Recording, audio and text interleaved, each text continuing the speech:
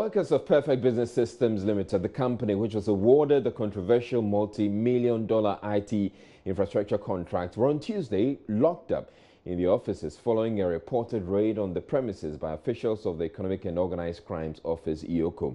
Officials of the company would not speak with anyone, but information gathered by our reporter Komla Adom indicates some vehicles were at the premises, even though it is yet to be established if these persons were indeed from EOCO. Komla Adom reports after hours of the lockup, the mood of the workers leaving the company was one of anxiety and agitation as security officials of the company warded off passers-by. So currently here at the premises of Perfect Business Services Limited, the company that was awarded the $72 million OBS software suite contract by the Social Security and National Insurance Trust, SSNIT. And we gathered earlier that the officials from the Economic and Organized Crimes Office, EOCO, were here earlier to ransack their offices and also to see some documents. But the mood among workers here when we got here is that of anxiety, dejection and agitation, essentially. They had closed as at 4:30 p.m. when we got here. They had closed, but the workers could be visibly seen behind the glass tabbing, and so it was clear that people were at work, but the office had been locked to activities. Security officials would not even respond to greetings from people who passed by. So it told us a story that indeed there was some activity here. Some activity had happened here some 2 hours ago, but people who live and work around here are unable to confirm if indeed those who came here with vehicles are operatives from a national security or even from Economic and Organized Crimes Office, EOCO.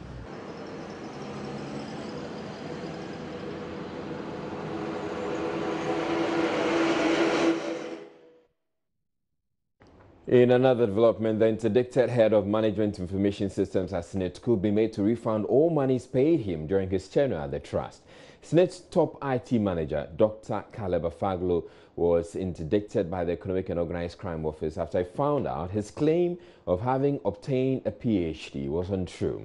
It turned out he did not even have a first degree or master's. The retrieval of the salaries he has received since his appointment in October 2015 to July 2017 is expected to feature prominently at a crucial SSNIT board meeting scheduled for Wednesday. Joint news sources at the trust say the board, chaired by former Defense Minister Dr. Adokufo, wants to restore the integrity of the organization after it received a battering in recent weeks over the ICT contract saga. All right, we do have a bit more coming on this SSNIT issue, but right now the Public Procurement Authority has described as complete falsehood claims that it has spent $97 million on a software. The reports first emerged after news broke about the SSNIT ICT contract award saga, where over $72 million was spent on an automation project. Addressing a news conference on the software purchase claim, PPA Chief Executive A.B. Ajay said the authority's e-government procurement software is being funded with $5 million from the World Bank. A few days ago, we woke up to the shocking news about a $97 million contract reported to have been signed by the Public Procurement Authority for the development of an electronic government procurement system, e-Ghana, as we call it, in Ghana. We therefore wish to use this opportunity to place on record that this information is totally false and nothing less than a complete misrepresentation of facts and figures. On July 30th, 2014, a financing agreement was signed between the government of Ghana and the World Bank to support the implementation of the e-Transport project. The total credit under the financing agreement, ladies and gentlemen, is $97 million, and it was meant for 4 broad components. 1, creating an enabling environment for electronic government and business, supporting the upgrade of National Identification System and Online Verification Service, scaling up of applications to improve service delivery in priority sectors, and last but not the least, project management and impact evaluation. The public procurement program of the e-government procurement falls under Component 3. Component 3 is scale up of applications to improve service delivery in priority sectors, and there are under this component 4 other sub-components. And the amount of money allocated for the e-government procurement, ladies and gentlemen, is $5 million. The allocated sum of $5 million for the e-government procurement is meant to cover the following activities.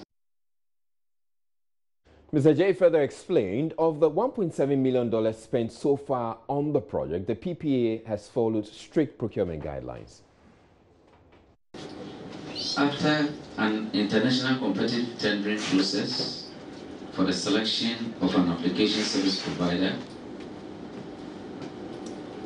a Greece company known as European Dynamics was selected and subsequently awarded a contract to provide an application for the implementation of the e-government procurement in Ghana.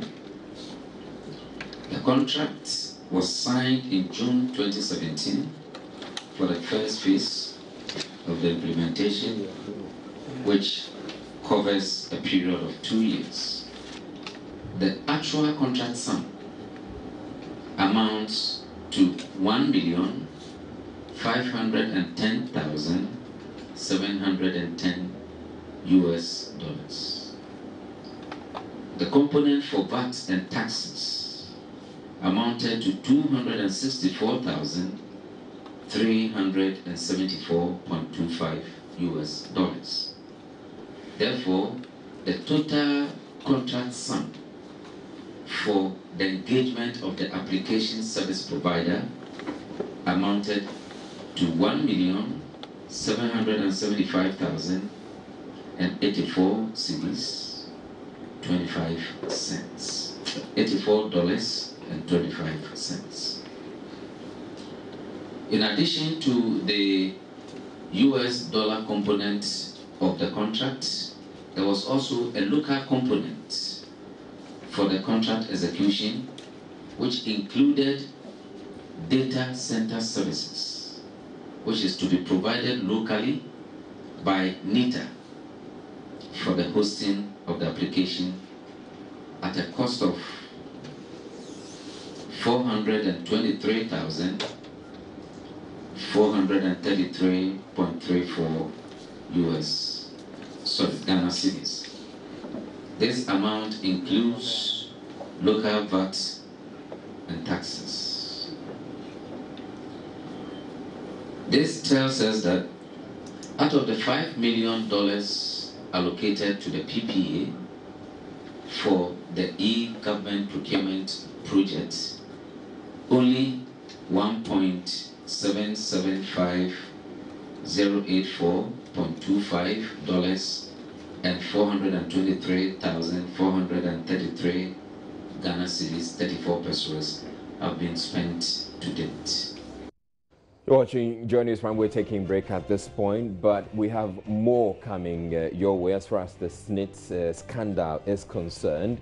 Now, we're learning that there are even more questionable decisions that have been taken by the SSNIT board in investing millions of dollars of pensioners' funds. We have intercepted minutes of a board meeting chaired by Professor Joshua Alabi, and we'll be sharing with you those details when we come back from this break. But also in the bulletin, still on the SSNIT issue, we have a statement coming through from the Trades Union Congress. Now, they are supposed to be represented on the board of SSNIT. In fact, they are represented on the board of SSNIT, and we have been expecting that they would make some comments as far as these scandals are concerned. They have issued a statement. It doesn't say so much, but we're going to be sharing that with you anyway. Do stay tuned. We'll be back in a bit.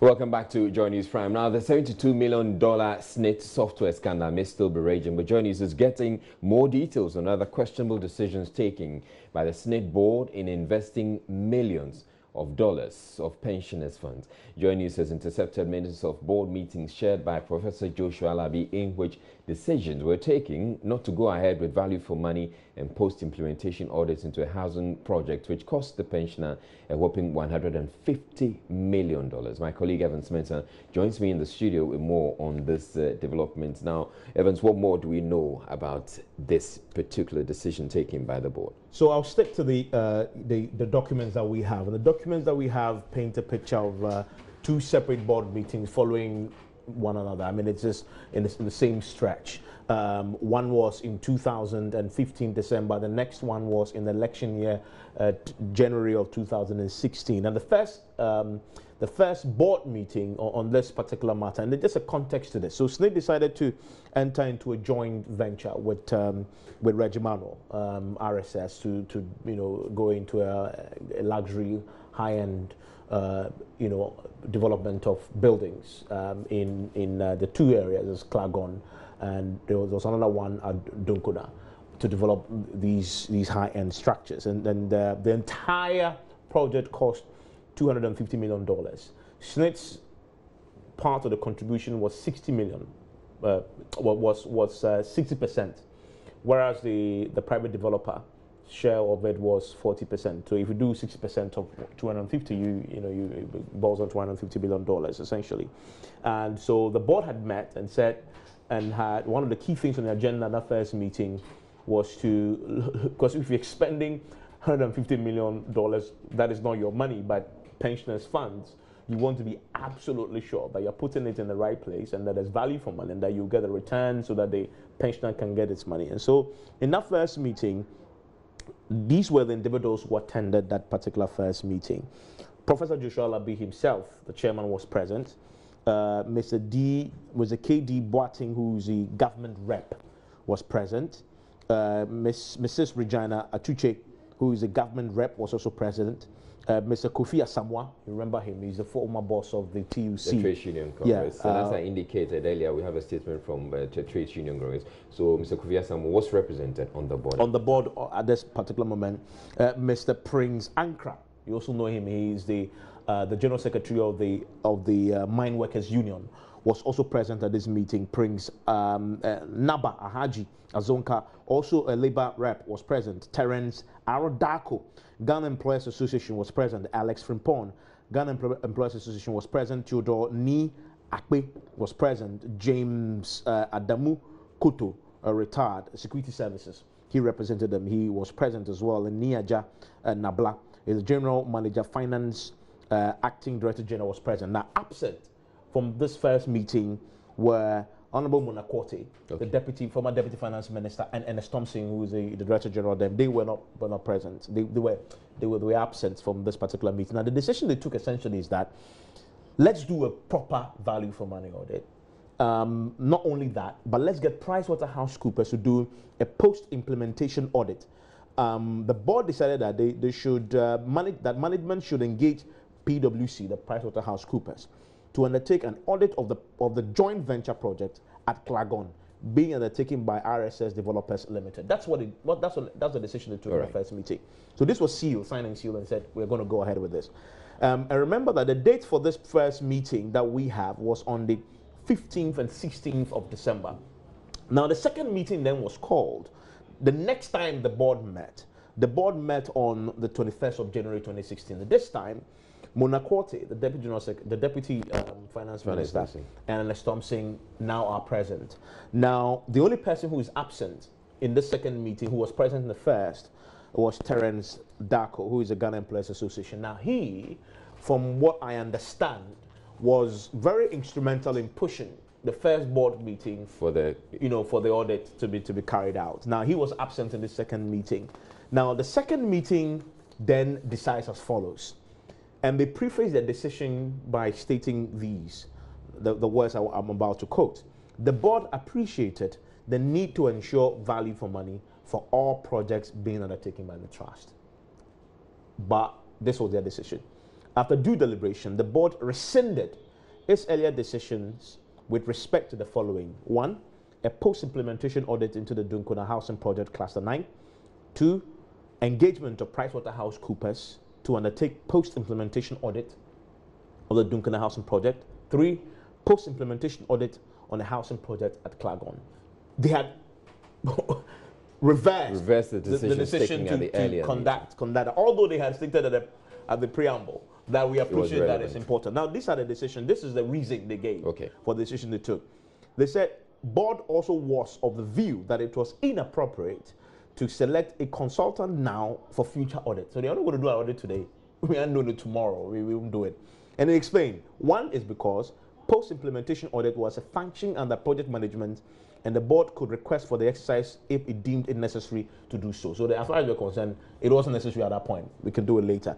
It wasn't done though, by the way. Management should ensure that the necessary project monitoring mechanisms were in place to ensure value for money in the execution of the project. They say undertaking post-implementation audit was costly, and therefore there should be sufficient basis to necessitate the exercise. Imani Ghana is asking the question tonight, if you're spending $150 million of somebody else's money, that should be enough basis to say, let's make sure that there's value for money here. Now, what is the update on that project as we speak? From the managers of the project today, they tell us that the word they use is one of the problematic investments that SSNIT had made. They are struggling to make the returns because the whole idea of SSNIT is to take our pension funds and contributions, put it in investments that will yield the returns. Now we understand this project is struggling to yield the returns. All right, thank you very much, Evans Mensah, with that update on the issues taking place at SSNIT. Now, financial investigator Kujo Akpabe is leading an aggressive crusade for the shutdown of the Social Security National Insurance Trust through a constitutional amendment. Describing the insurance scheme as deceitful, the financial consultant who led investigations into activities of SSNIT in 2002-2003 said the $72 million IT system scandal being discussed at the moment is only a fraction of billions of cedis being looted at SSNIT, as well as other state institutions. Tentatively, we will say it's running into several billions of cedis. Several billions of cedis. Will you be able to approximate it somehow?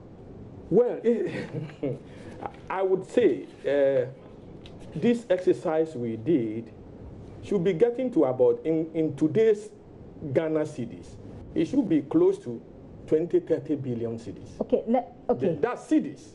Okay. The cedis element. Okay, can you do dollars? Can you give us the dollar dollars should be roughly running into several millions. Okay, so let's take to the Ghana cedi. So 20 to 30 billion dollars. Yes. Cedis. Yes. Cedis. Approximately. Lost within which period? Well, we did the exercise, I think, 2000, 2003. Okay, so this is between 2000 and 2003. Yes. And what happened to this report? These were all bad investments. Your money and my money, bad investments. Okay. And if you look at it, so political, like I'm saying, we wouldn't mention names here. Right. So that is the way SSNIT has been run over the years. Okay. So the point I'm making is this 72 million, which has become what? The talk of the day. The talk of the day is not new.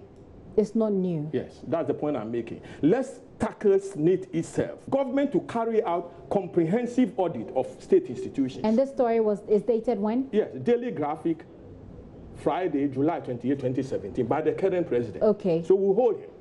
Let us audit all the state institutions, even from 1992. That's what I've been saying all this time. And we'll see. And let them pay for the monies they have looted. The state is about 32. And we are talking about 1. Why? Right? And we're looking at a lot of money. Yeah, we'll bring you one. You will weep for this country, which we are doing. The point I'm making is this. All the state institutions have virtually been a failure. Let's not look at the 72 million, which is running. Okay. Now, I'm a figure. I've dealt with numbers all my years. Okay. You following me? Now, SSNIT is a failure. Let's see what SSNIT has been doing. Okay. That's the point.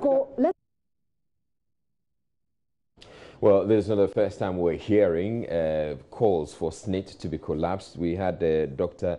Daniel Sedo, who was the former Chief Executive of the National Pensions Regulatory Authority, was indicating same. Now, the investigations that Kujo Akpabi says, or Gilbert Akpabi said he led at EOCO, which was in a serious fraud office, he says, amounted to nothing.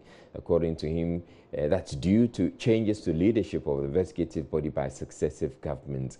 The investigations at the time revealed that SSNIT paid between 20 to 30 billion cedis into investments that went bad. The results remained in the books with no action taking. He says the root of the problem is political appointments heading bodies or political appointees heading bodies like EOCO, and warns that until that changes, Ghanaians will continue losing billions to corrupt officials. Now, I indicated earlier that the Trade Union Congress, which is represented on the SSNIT board that took the decision to go into some of these investments, they have issued a statement today. There have been calls on them to speak to the issue because they were there representing the interest of workers, and many workers are frustrated that essentially the TUC could allow a thing like this to pass. Now, it's issued this statement, which I'm going to read to you verbatim. It says, at its regular steering meeting held today, August 29, 2017, the TUC deliberated extensively on the numerous scandals at the Social Security and National Insurance Trust SSNIT. We welcome the audit commissioned by the Board of Directors. The TUC will await the outcome of the audit before taking further action. We expect that the audit is conducted with dispatch and that the outcome would be made public. The TUC would like to assure the working people of Ghana and the general public that it will work with the other representatives of Labour on the SSNIT board to secure the fund.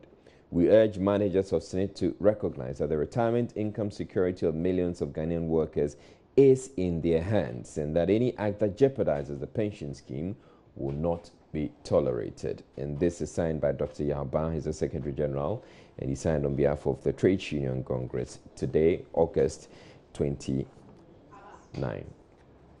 So you're watching Joy News Prime. We're taking a break to bring you business news, but Parliament says it will soon institute investigations into the Social Security and National Insurance Trust $72 million software deal. And this is going to be happening when they come in October. But we're taking a break now. As I indicated, we'll bring you business news next, and then we'll have more on this SSNIT issue, plus some other stories that we have been following this evening.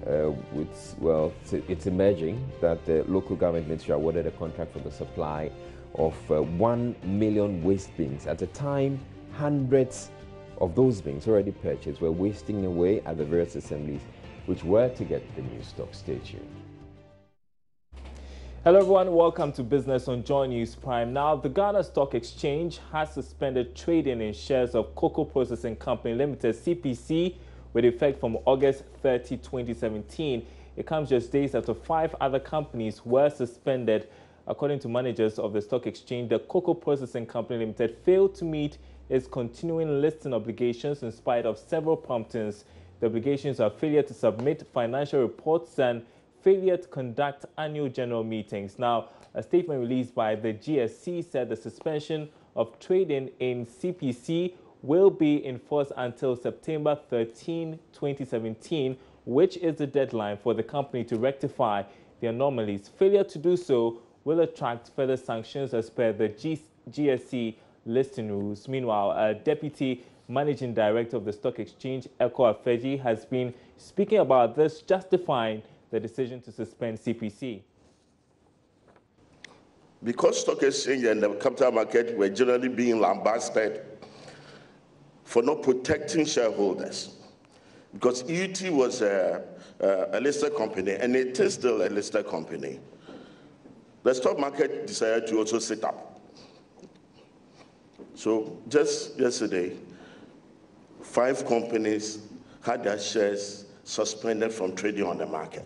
5 of them. Just this evening, another one has been suspended. So you're going to see the regulators waking up to their job. Let me put it that way. But the key thing is that regulation is very important for the development of the capital market. No doubt about it. Without regulations, there'll be no confidence, and you won't find investors participating in this market. So although you find these things happening, they're very good for the market. You're going to see the market pick up. You're going to see people say that the markets are very well regulated and also laws are being enforced. And that's been one of the problems that most people believe that we have. Eko Afeji speaking just a few hours ago, and well, just a quick update. The Ghana Stock Exchange has reversed its suspension on 2 out of the 5 companies it said breached trading regulations. The 2 companies, Clydeston Ghana Limited and Transaction Solutions Limited, according to the stock exchange, have now rectified all the anomalies that led to their suspension. Moving on now, and the Africa Center for Energy Policy, ACEP, has criticized government over the suspension of new sulfur levels for fuel. Energy Minister Boakye Agyarko says the move is mainly due to the high costs involved in the implementation of this directive, but the Africa Center for Energy Policy warns of huge economic and health implications. There's more in this report. Several experts in the petroleum sector have spelled doom for Ghana's energy sector following government resolve to suspend the policy that requires petroleum products with low sulfur level of 50 ppm and below to be imported into the country. Benjamin Boakye is the Director of Operations for the Africa Center for Energy Policy, ACEP. He tells Joy Business that a resolve by the sector minister is bound to have a ripple effect on the economic outlook of Ghana's energy sector. We have to reverse that decision to suspend it and get the new policy implemented as soon as possible. We are talking about its impact even on cars. A lot of cars today that are coming in Ghana brand new are not configured for some of these dirty products, So once you put them in, you are risking the engines. They will break down. We have to import. We are sending more dollars to go and buy products that we don't manufacture locally, So its implication is not just on our health, but also on the economy. Chief Executive of the Chamber of Bulk Oil Distribution Companies, Senor Jose, agrees with ACEP. He fears this new directive is bound to affect the credibility of Ghana's energy sector. As we speak, vessels are on their way with a new specification. That will be quite confusing for the market. Exactly what do we really want to do? But you should also remember I also have an advisory role as far as the ministry is concerned. So I may have to confer with the minister and get to understand a bit more of the details. But again, one would ask it, so hasn't the NPA communicated such decision to you, the players, on this action? What I understand was a cabinet decision. The minister spoke to us on it on record, and we've heard that on air as well, and that has not been communicated to you. Well, this industry is a very well-regulated industry, and it's governed by an act, and there are clear directives and processes. We are unaware. In a related development, the National Petroleum Authority appears not to be aware of this suspension. Checks with senior officials at the authority indicate that they are yet to receive any communication on this suspension. Joy Business is learning that the National Petroleum Authority is going ahead with the program unless it receives an official communication from government on the suspension. Now, still on energy issues, and the use of expensive thermal plants to generate power could likely see utility tariffs reviewed upwards in the coming weeks. This is according to the Executive Director of the Kumasi Institute of Technology and Environment, Ishmael Ejekumhene, who has been speaking to Joy Business on how best government can reduce utility tariffs drastically. Here's Charles Aite's report. Most, if not all, of Ghana's energy plants are powered with light crude.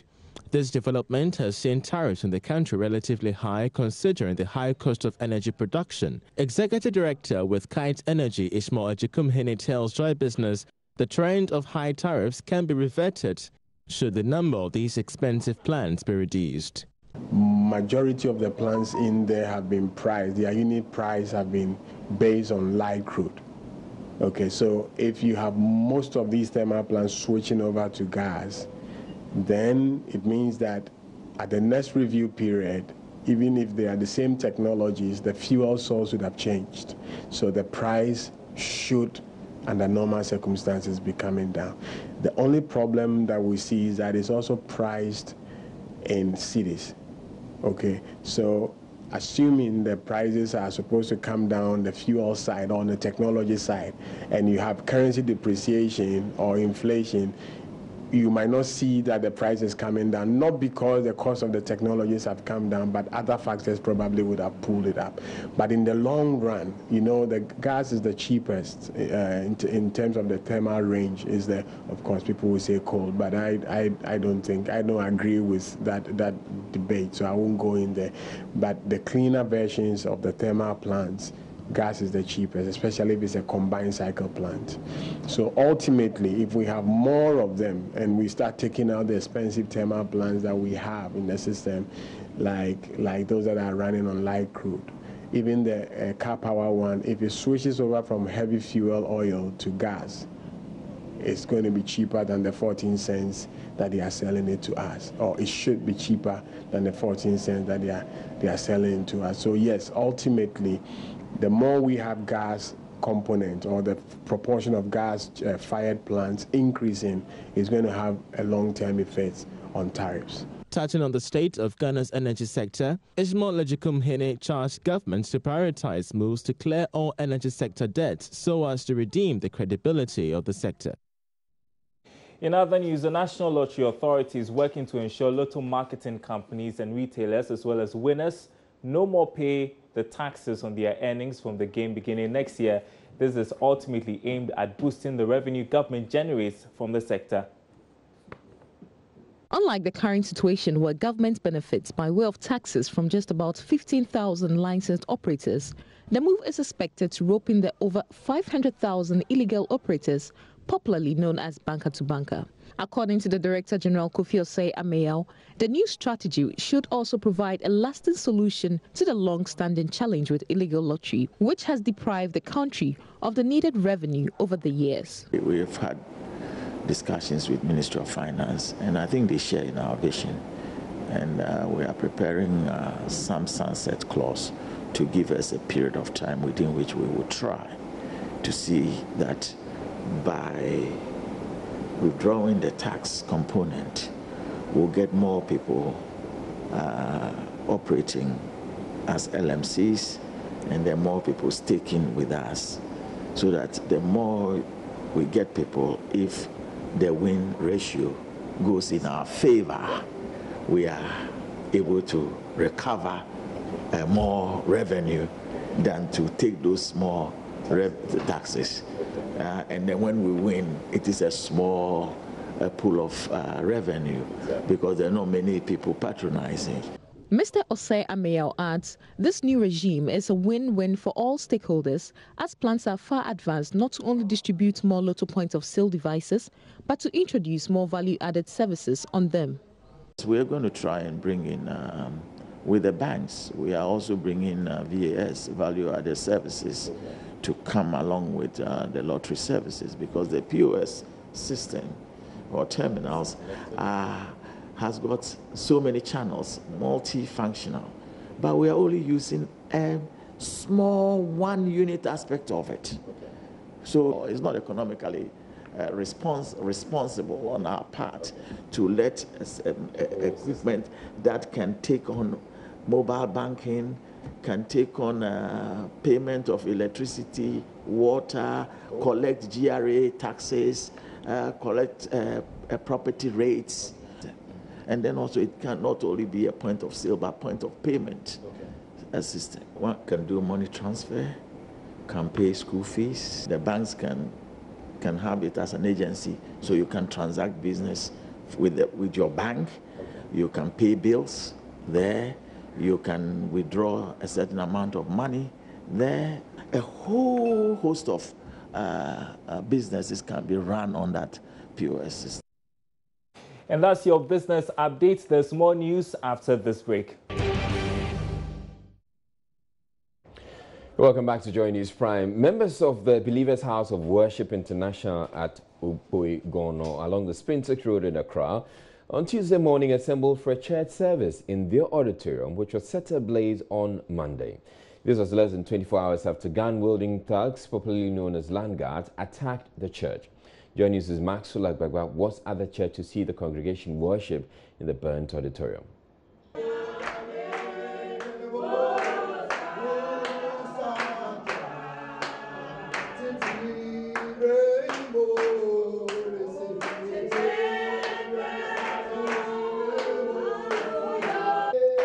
inside the church auditorium that was set ablaze yesterday by some tags.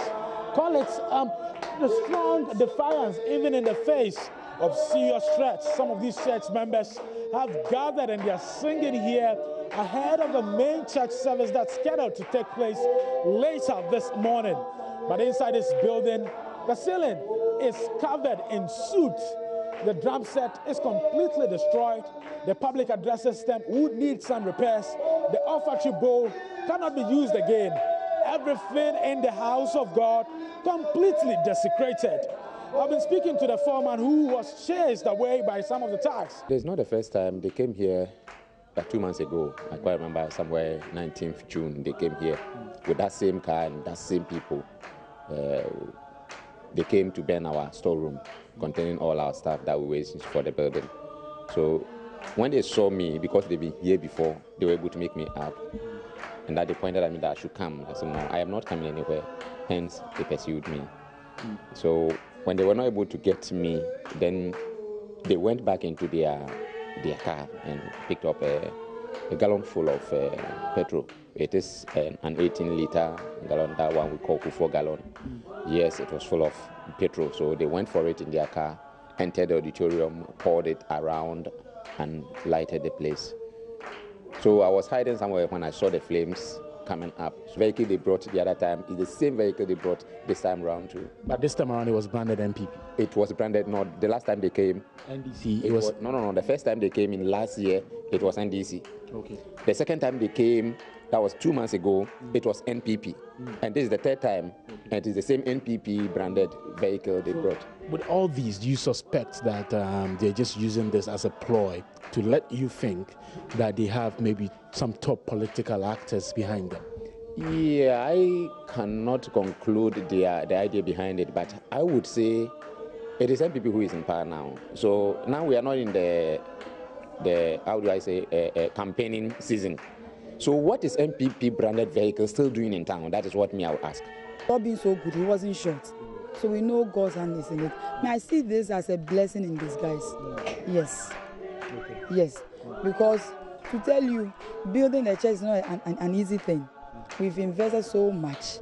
And we don't even, as at this stage, we don't even have money to go out to publicize to people that we've moved from our old place to this place. So even as the devil thinks is trying to do something to bring us down, in God's own way, his advertisers, because this is viral, it's all over, on Facebook, WhatsApp, on TVs, radio, and people are even knowing that we've moved to a new place. It's letting people to know that we have moved to a new place. Well, I'm not sure how safe that building is, though, but still on this story, head pastor of the Believers House of Worship International, Reverend Abraham Lamte, has charged the church to rise up against the growing disdain and attacks against the faith by criminals who come disguised as political party hoodlums.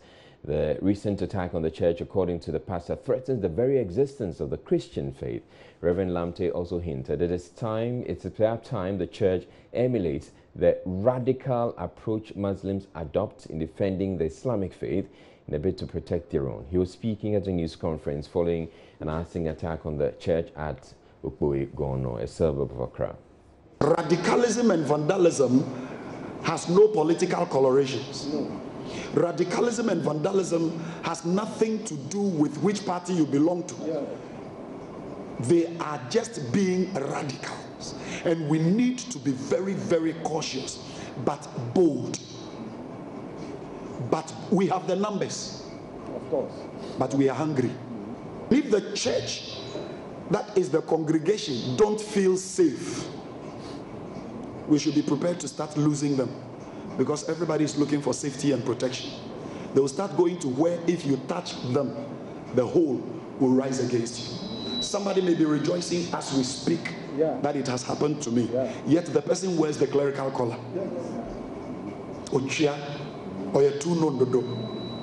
But what the person is losing sight of is that it's about Christ that is being attacked, not Abraham Lamte. Because none of us here is safe if one is not safe. There is safety in numbers. So if we will come together with one voice and say, if statistically we have more Christians in this country than any other, I don't want to say religion, then it will look like Christianity is also a religion, than any other faith, yet we are the less feared, and we should check again.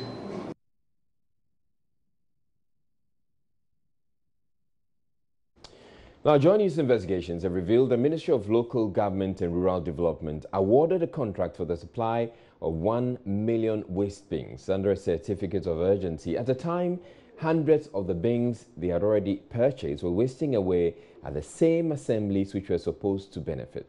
It simply means there was probably no need for the extra bins, or in the least, that need wasn't pressing to warrant the signing of a contract under a certificate of urgency. Manasseh Azaria spent the last 9 months investigating what appears a deliberate ploy to defraud the state through the district assemblies, and now reports. Make no mistake, this environment has nothing to do with sanitation or waste management. This premises is the district police headquarters in Chendere in the Krachin-Chumuru district of the Volta region. About 200 of these litter bins have been here since last year, and they were relocated here because the owner of the facility in which they were kept in Chendere town asked the assembly to find a place for them. Emmanuel Eduamwa is the environmental health officer of the Biakunya District Assembly of the Volta region. In 2015, that district was given 350 waste bins for distribution to households and government agencies. But 2 years on, the district has been able to distribute only 20% of that number. The rest of the litter bins, some of which are packed at the district community center in Nkonya, are cracking in the sun. The issue is that it is affordability. It goes with some cost, and those who are supposed to take them, not all of them can afford the payment of a token of 15 cedis per month. Biakunya is not the only district assembly that has problems distributing the waste bins, which were procured by the Ministry of Local Government and Rural Development for assemblies across the country. At the Tema Metropolitan Assembly, some of the waste bins are still left in the open. In the Volta region, I sighted and filmed piles of waste bins in South Dai District Assembly, Pando Municipal Assembly, Krachi East, Krachi West and Krachin-Chumuru District Assemblies. The waste bins in most of these districts are left in the sun and they are being destroyed by the weather. At the Northern Regional Coordinating Council in Tamale, there are bins packed under a tree. In the Upper East region, there are waste bins left in the open at the Bongo and Talensi District Assemblies at the time of my visit. At the old residency of the Upper West Regional Coordinating Council in Wa, a pile of litter bins left there for over 2 years is covered with weeds. The bins are left in the open and they are being destroyed by the harsh weather conditions. The Wa Municipal Assembly, which is a few meters away from here, has not been able to distribute some of the litter bins. There are hundreds of them left in the open at 2 separate locations, the residences of the Municipal Coordinating Director and the Municipal Finance Officer. The Wa Municipal Environmental Health Officer, George Arthur, says the municipality started the distribution through Zoom Lion. When we supply people individually, like some of these political organs, former MCs had to give them, they were, whenever we go out on this our premises inspection, we see that some of them will pack them in the house and store in water. I was able to organize my environmental officer. We went to run all those people who were seeing all this, and we treat them back. You're using it for water? Yeah, they were using it for water. It says there are about 500 waste bins left, but they are all broken because of the long exposure to the sun. Some of the assemblies, especially those in the rural areas, say their districts have no need for them. Apart from schools and a few government institutions, individuals prefer their own portable containers in which they can carry their refuse to the communal waste containers for dumping.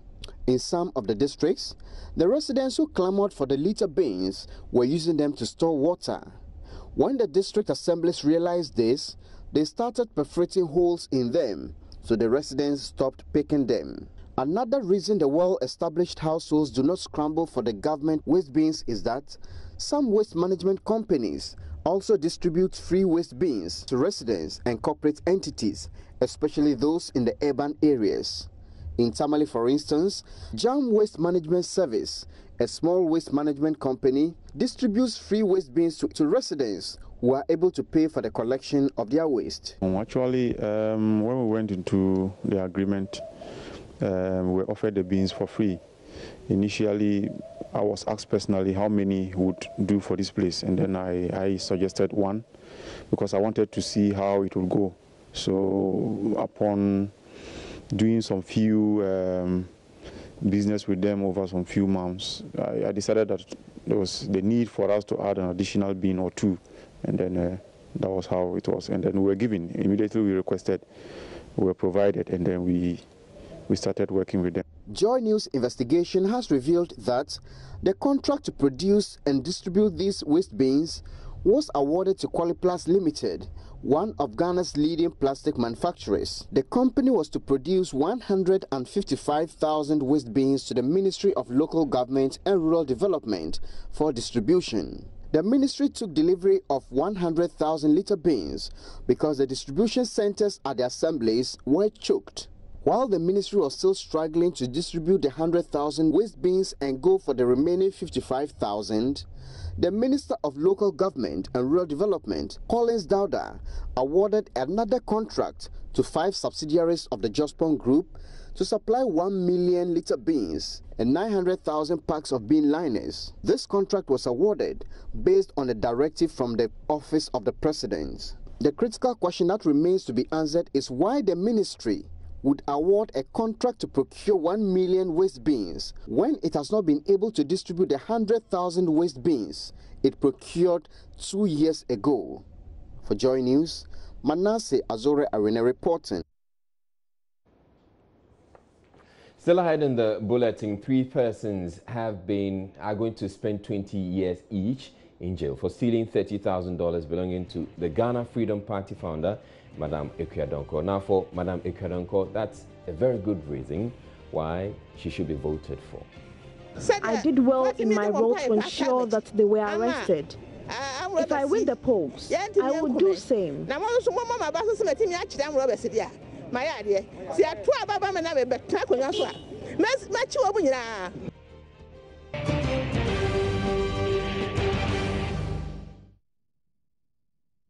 Now, returning to Alia's story on Senate, Parliament says it will soon institute investigations into the Social Security and National Insurance Trust's $72 million software deal, but that can only happen in October when the House is in session.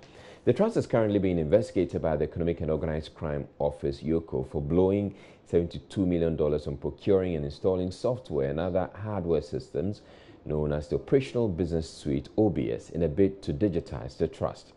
Speaking at a forum to assess the work of the first and second meeting of Parliament, the Majority Leader, Oseche Mensah Bonsu, says the inconsistencies in the amount demonstrate lack of professionalism in the use of public funds.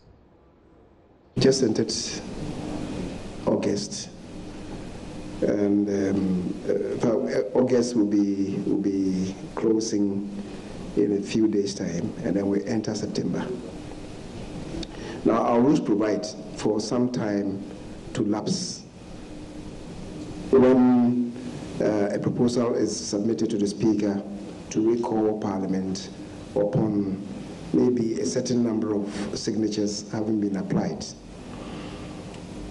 When we were closing the second meeting, we signaled to ourselves that we'll be coming back on the 3rd of October.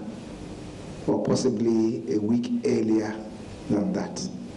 Now, what it means is that if today the process should be triggered and Parliament should be summoned, it would mean that maybe we'll come, deliberate on it, go home, and within 3 days come back.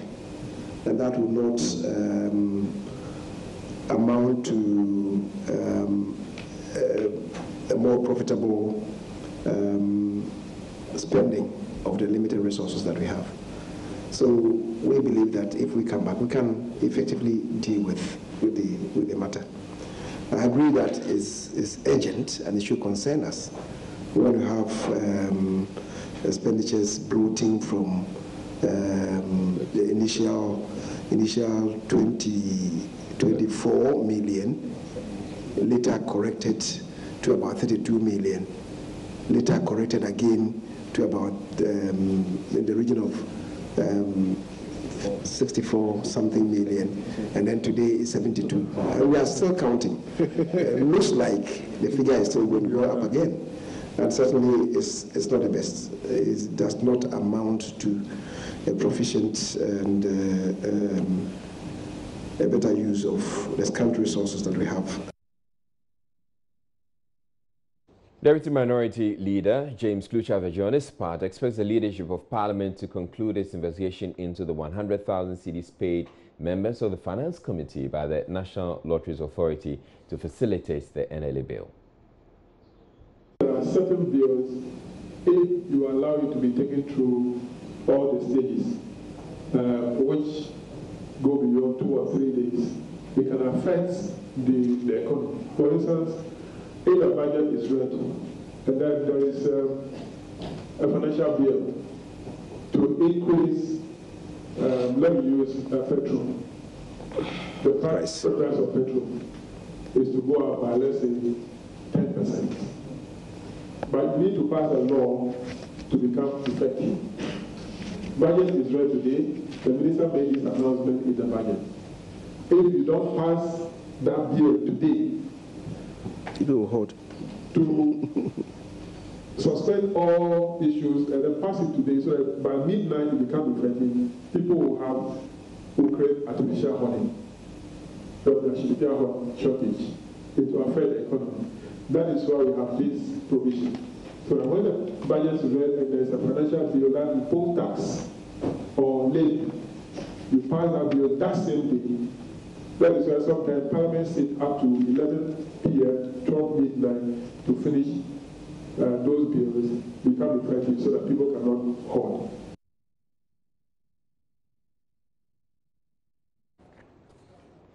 Now, the three traditional leaders under whose jurisdiction the Nyinihini bauxite concession falls say they're in full support of Exton Cubic's prospecting of the resource there. The company's efforts to begin prospecting have been scuttled after authorities said they did not have the required permits. The youth of the town have also protested the company's presence, saying they failed to engage the residents.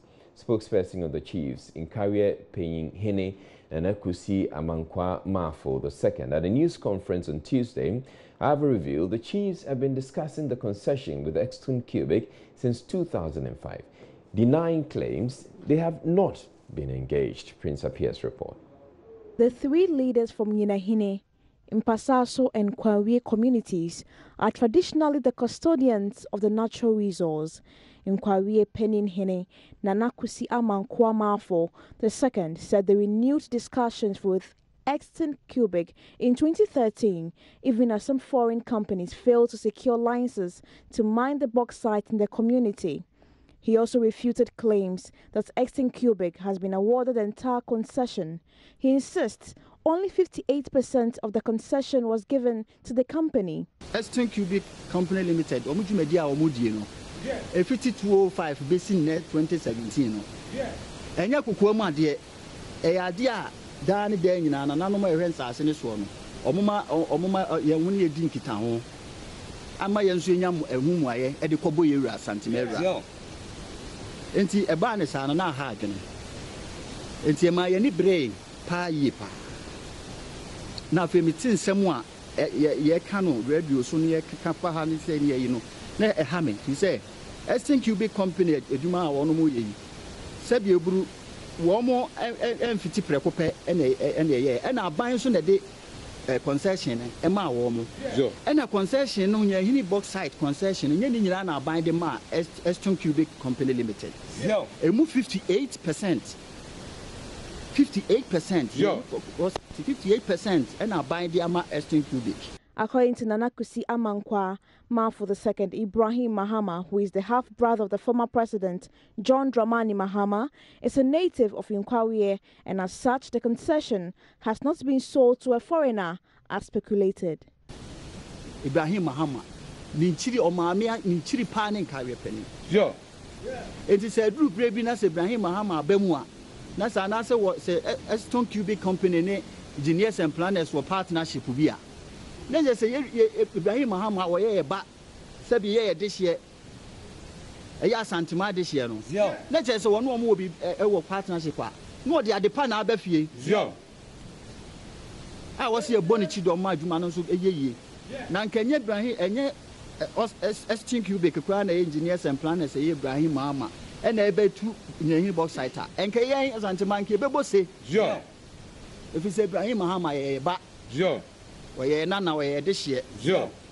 Some residents were also present at the press conference to offer support.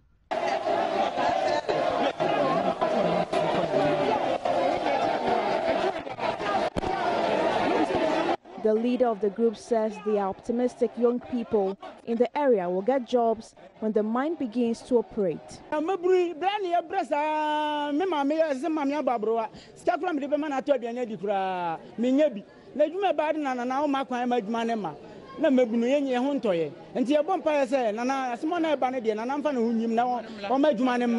The chiefs are asking the president to intervene to end the impasse for mining to begin.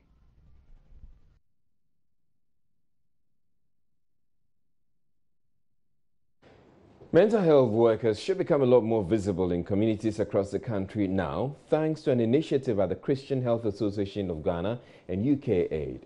In support of government's effort to deinstitutionalize mental health care, SHAG will be distributing some 218 motorbikes to the mental health professionals to enhance service delivery. Nancy Emefa Jadozi has more on the story. The motorbikes to be used by the mental health professionals, a donation by UKAID, were handed over at the ceremony in Accra. Speaking at the ceremony, Executive Director of SHAG, Peter Yeboah, bemoaned the lack of access to mental health care, with only 2% of Ghanaians able to access it. It has been established that about 80% of the population of Ghana suffer from some forms of depression. On top of all this, it is very sad to note that barely 2% of Ghanaians have access to mental health services. They have no access to the care and support that are needed for mentally ill persons, meaning that 98% of Ghanaians do not have access. There's a 90% gap in access to health services. I think for SHAG, we consider this very serious, and that represents the neglect of mental health services in the country.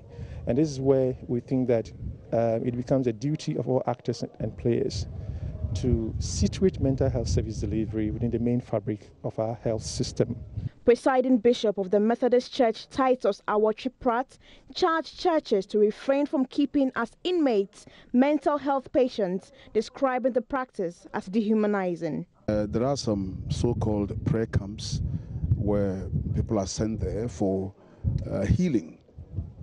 And if you go there and see how they treat or handle the mental patients, it's an eyesore, and it's dehumanizing. God has also given the psychiatrists, the psychologists and doctors and nurses the expertise to handle people with physical ailments, and this is one of them. So why change the person because the person is not able to live the way so-called normal people live? I think it's dehumanizing and it's affront in the sight of God. Vice Chairman of the SHAG Board, Samuel Apia, on his part called on churches to support SHAG's work as donations from external bodies have dwindled in recent times. As Christian health institutions, we were receiving a lot of support from our churches' overseas partners. These days, the situation has changed. Either the support has dwindled or it has ceased to come.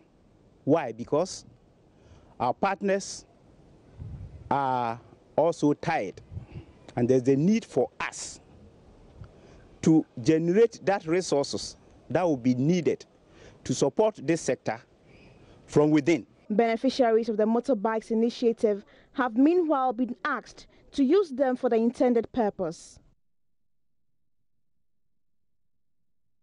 The Central Regional Capital, Cape Coast, is ranked the poorest metropolis despite its massive infrastructure endowments. This is according to development organization Cities Alliance Project.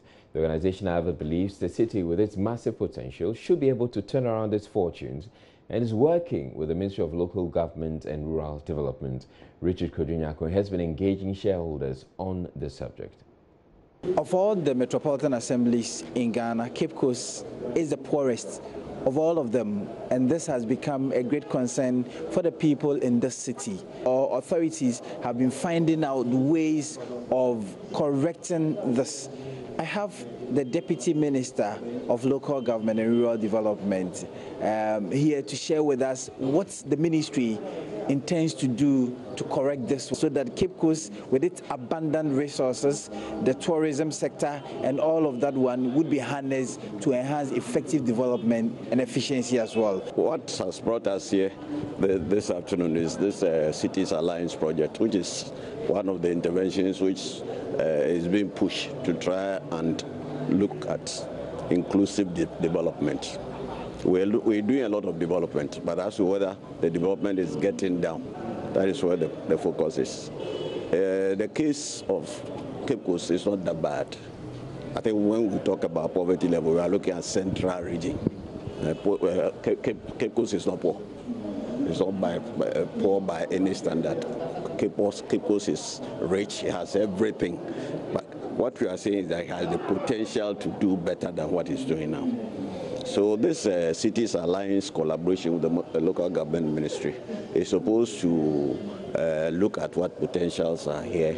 It's a stakeholder engagement. People have been brought around for them to share in what can be done to lift up the level of development in Cape Coast. Not only in terms of the final output, but as to whether the spread is also going to be done in such a way that everybody will benefit.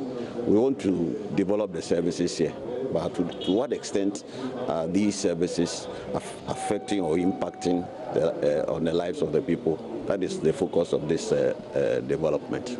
It's just an engagement that will see cities maximizing their resources towards some development, and there's been some engagement. The mayor of Cape Coast is here. That we have a lot of resources that we're going to bring on board, starting from the Futu area, coming down to the south. Across the road, you have the land for farming and then factories and all that. Come down here to the south area, we have, our strength is that of the tourism industry. As we speak to you now, we have plans of even turning half of Bacano into a marina city. So that is where our strength is. So exactly the area that we intend bringing on board. Now, for stealing $30,000 belonging to Ghana Freedom Party founder Madame Ukua-Donkor, 3 men, including a personal driver, will be spending the next 20 years of their lives in prison. Yakubu Yusuf, GFP Central Region Chairman, Barnabas Kayase, her personal driver, and Abdul Razak Shaibu were tried after a complaint was made to the police that they had on December 30, 2016, robbed her on a trip to the Kumasi airport. All 3 pleaded not guilty to the charges of conspiracy to rob and robbery. Joy News' Joseph Akable was in court and now reports.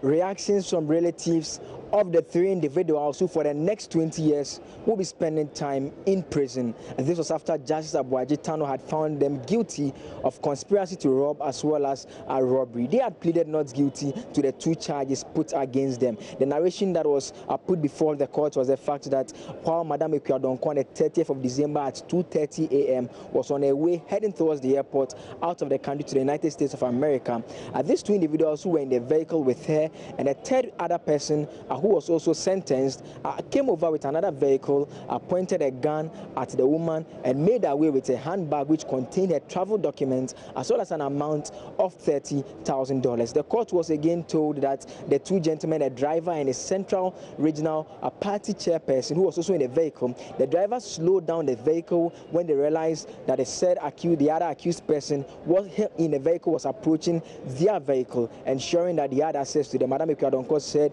she had actually informed them that these persons could be armed robbers, so he had wanted the driver to speed away. Yet the driver slowed down, allowing them to come closer, pointing a gun at her and making away with a set amount of money. Justice Aboagye Tano, in delivering a judgment, said, per the testimony given by the three individuals, he described it as being full of half-truths and inconsistencies, leaving the court with no other decision than to sentence them on both counts as presented by prosecution. He again pointed some of these inconsistencies he noted. For instance, he said that the narration given by one of them was that Madam Ekua-Donkor had indicated that following the victory of President Akufo-Addo at the 2016 polls, she had wanted to file an election petition outside the country at the International Court of Justice, The Hague, for which reason they had wanted to steal her traveling documents and not to steal the money from her. The judge described this testimony as worrying, pointing out that in fact, after the gentleman had been arrested and asked to show where they dumped her handbag, they discovered the traveling documents in the handbag. The judge posited that how could you be on a mission to retrieve the documents, but you made away with the amount of money, leaving a handbag containing the travel documents you had told the court you wanted to retrieve rather in the bush, in the bag. After delivering the judgment, he again pointed out that the individuals are to also refund the amount of money that remains outstanding that the police failed to retrieve from her. Madam Ekua-Donkor expressed satisfaction with the decision of the court.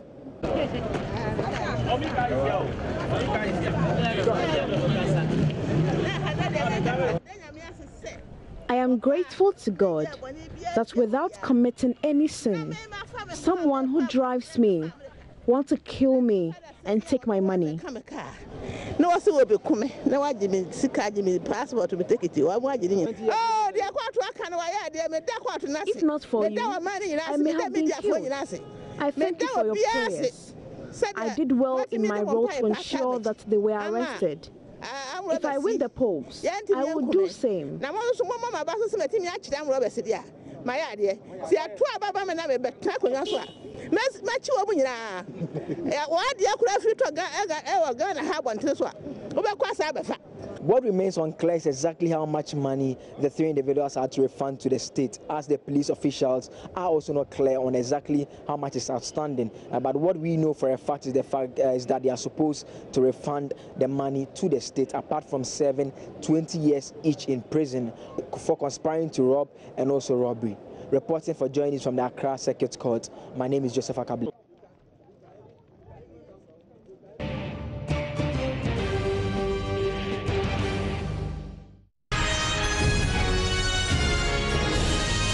Information reaching Joy News, as I indicated earlier, Deputy Agriculture Minister William Kwetu has tendered in his resignation.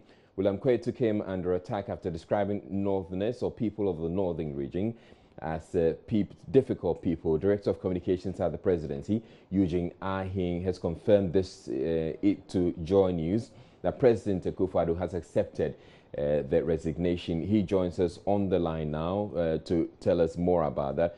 Good evening to you, Eugene, and please tell us more. Can you confirm, first of all, that indeed the Deputy Minister has tendered in his resignation and the President has accepted it?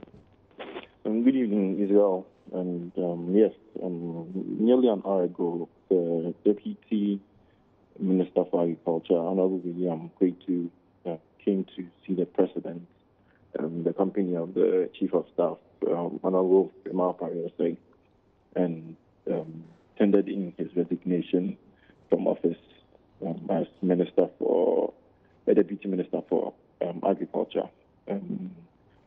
Probably he explained the reasons why he was doing so. I'm sure, as you said, we all know the reasons why he did so, and the President accepted his resignation, which takes immediate effect.